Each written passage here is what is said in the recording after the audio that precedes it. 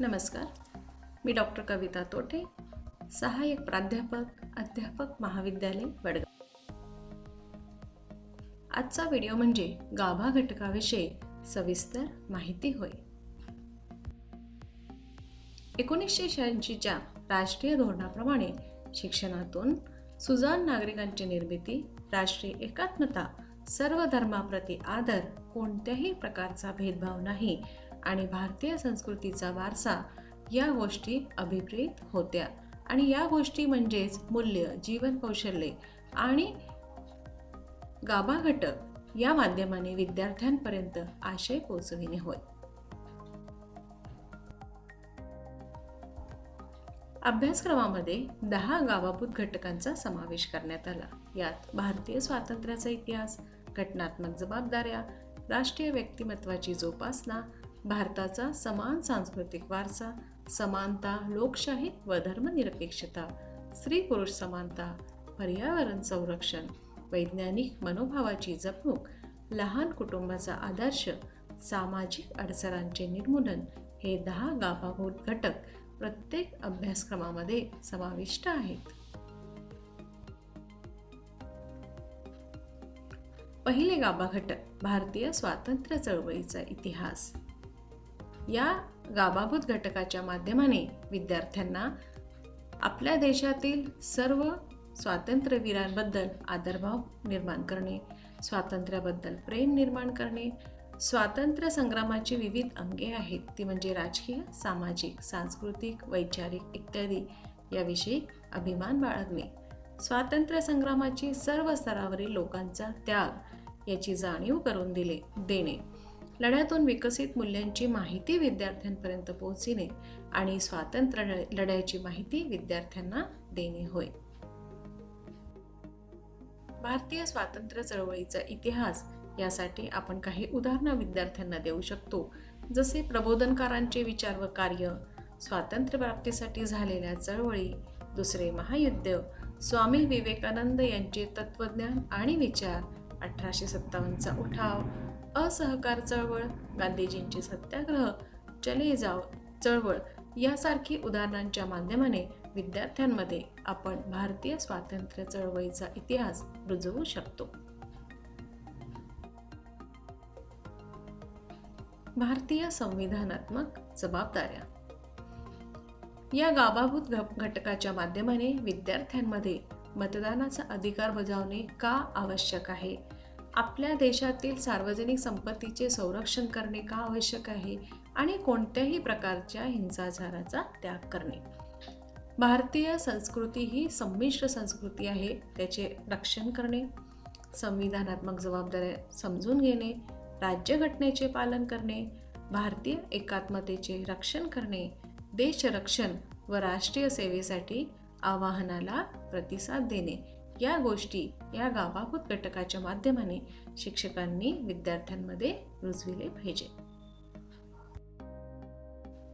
या गाभा घटकासाठी विद्यार्थ्यांना आपण काही उदाहरणं देऊ शकतो, जसे भारतातील संविधान समितीची पहिली बैठक, संयुक्त राष्ट्राचा परिचय, समाजातील नागरी जीवन, राज्यघटना, राज्यघटनेची वैशिष्ट्ये, राज्यसभा व लोकसभा यांचे कार्य, राष्ट्रातील नेत्यांचे कार्य आणि आपल्या देशातील न्याय व्यवस्था अशा अनेक उदाहरणांच्या माध्यमाने आपण विद्यार्थ्यांमध्ये भारतीय संविधानात्मक जबाबदाऱ्या कोणत्या याविषयी जाणीव निर्माण करू शकतो. राष्ट्रीय अस्मितेची जोपासना. या गाभा घटकाच्या माध्यमातून विद्यार्थ्यांमध्ये आपल्या देशातील ऐतिहासिक स्थळांचे जतन करणे, भारतातील भौगोलिक रचना विद्यार्थ्यांना समजावून सांगणे आणि या भौगोलिक रचनेमध्ये म्हणजे जेव्हा निसर्गामध्ये जातात त्यावेळेस त्याचा आस्वाद घेणे आणि त्याचे संरक्षण करणे, राष्ट्रीय सणांचे महत्त्व विद्यार्थ्यांना समजावून सांगणे, लोकशाहीबद्दल प्रेम निर्माण करणे, राष्ट्रीय प्रतीकांबद्दल विद्यार्थ्यांमध्ये आदर निर्माण करणे, एकात्मता, देशप्रेम याविषयी माहिती देणे, प्राचीन शिल्पांचा इतिहास विद्यार्थ्यांना समजावून सांगणे आणि त्याचे रक्षण करणे किती महत्त्वाचे हे समजावणे आणि भारतातील तीर्थक्षेत्रे याविषयी माहिती देणे.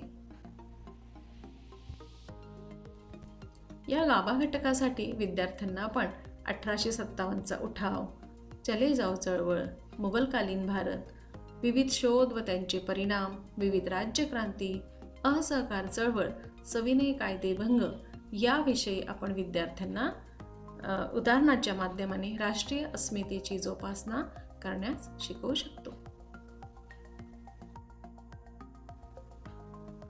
भारताचा समान सांस्कृतिक वारसा या गाभाभूत घटकासाठी आपण विद्यार्थ्यांना भारतातील विविध सण उत्सव याची सविस्तर माहिती देणे, त्याविषयी परिपाठ घेणे, धार्मिक आणि सामाजिक सुधारणांची जी चरित्रे आहे त्याविषयी वर्गात वाचन करणे, माहिती देणे, भारतातील संत परंपरा कोणती याविषयी माहिती देणे, भारतातील ललित कला, भारतातील भाषा, साहित्य आणि भारतीय संस्कृती याविषयी विद्यार्थ्यांना वेगवेगळ्या पद्धतीने माहिती देणे होय. यासाठी विद्यार्थ्यांना आपण विविध उदाहरणं देऊ शकतो, जसे भारतातील कला, भारतीय सांस्कृतिक जीवन, सामाजिक जीवन, भारतातील ऐतिहासिक वास्तू, आपली प्राचीन संस्कृती, त्यांच्या विविध धार्मिक कल्पना, आपल्या देशातील कला आणि वाङ्मय आणि भारताचा झालेला सांस्कृतिक विकास अशा अनेक उदाहरणांच्या माध्यमातून विद्यार्थ्यांमध्ये भारताचा समान सांस्कृतिक वारसा आपण एक शिक्षक म्हणून रुजवू शकतो. समानता, लोकशाही व धर्मनिरपेक्षता या गाभाभूत घटकाच्या माध्यमाने राजकीय समानता, सामाजिक समानता, नैसर्गिक समानता, आर्थिक समानता आणि नागरिक समानता या गोष्टी विद्यार्थ्यांमध्ये शिक्षक रुजवू शकतात. या गाभाभूत घटकासाठी वेगवेगळे उदाहरणं देता येतील, जसे संयुक्त राष्ट्रीय संदर्भात समानतावाद, लोकशाहीचे महत्त्व व धर्मनिरपेक्षता, राजकीय व सामाजिक बदल, विविध झालेल्या क्रांती, समाज सुधारकांचे कार्य, भारतीय राज्यघटना व त्याची मूलतत्त्वे, लोकशाहीचे संवर्धन आणि भारतीय लोकशाहीचे कार्य अशा अनेक उदाहरणांच्या माध्यमातून समानता, लोकशाही व धर्मनिरपेक्षता हे गाभा घटक विद्यार्थ्यांमध्ये रुजविणे शक्य आहे. स्त्री पुरुष समानता या गाभाभूत घटकातून कुटुंबातील सर्व सदस्य हे समान असतात आणि सगळ्यांची जबाबदारी ही समान आहे. परंपरेने ज्या चालीरीती चालत आलेल्या आहे त्या पुसून टाकणे किती गरजेचे आहे हे विद्यार्थ्यांना सांगणे, स्त्रियांविषयीची जागृती घडवून आणणे, त्यांना त्यांचे हक्क व क्षमता यांची जाणीव करून देणे आणि समाजामध्ये जागृती घडवून आणणे हे या गाभा घटकाच्या माध्यमाने शक्य आहे.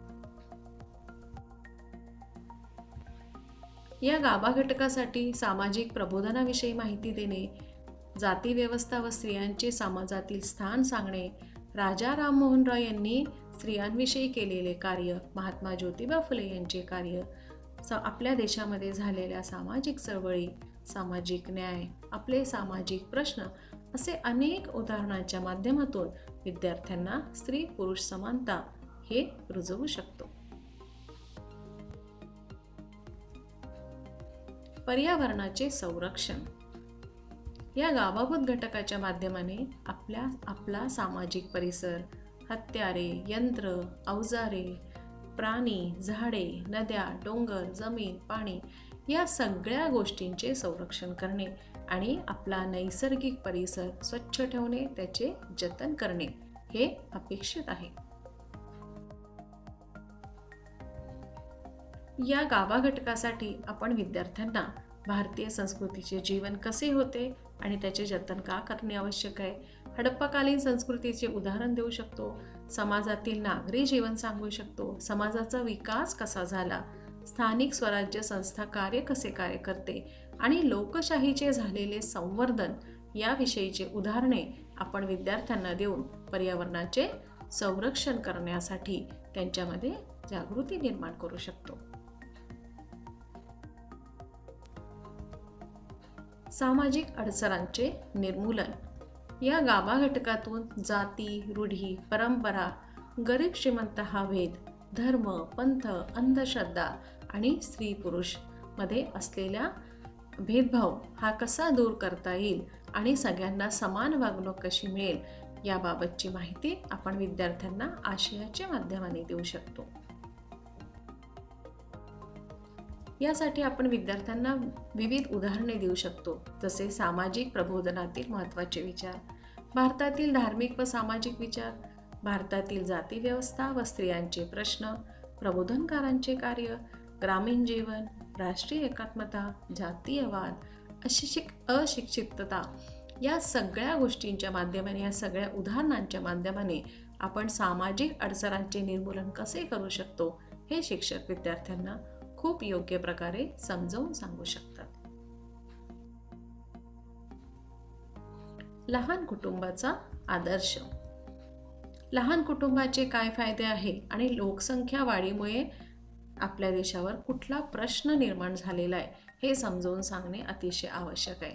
लहान कुटुंबामुळे लोकसंख्येवर नियंत्रण ठेवता येते, मूलभूत गरजांची पूर्ती होते, अन्नधान्याची मुबलकता असते, शिक्षणाची उपलब्धता होते, आरोग्य चांगले राहते, पर्यावरणाचे संतुलन राखता येते, नैसर्गिक साधन संपत्तीची उपलब्धता व संरक्षण देखील करता येते.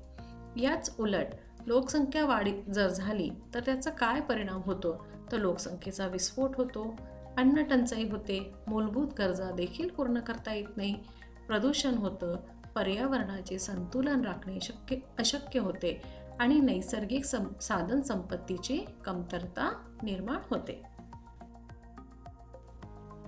यासाठी विद्यार्थ्यांना आपण विविध उदाहरणे देऊ शकतो, जसे लोकसंख्या वाढीची कारणे काय, लोकसंख्या रोखण्याचे उपाय काय, लोकसंख्या वाढीचे घातक परिणाम कोणते, आपले सामाजिक प्रश्न कोणते, सामाजिक समस्या व त्यावरील उपाय कोणते, समाज विघातक प्रथा कुठल्या, आर्थिक प्रश्न आणि लोकसंख्या वाढीमुळे निर्माण झालेली बेरोजगारी. हे सगळे उदाहरणं म्हणजे विद्यार्थ्यांना लहान कुटुंबाचा आदर्श समजावून सांगणे होय. वैज्ञानिक मनोभावाची रुजवणूक.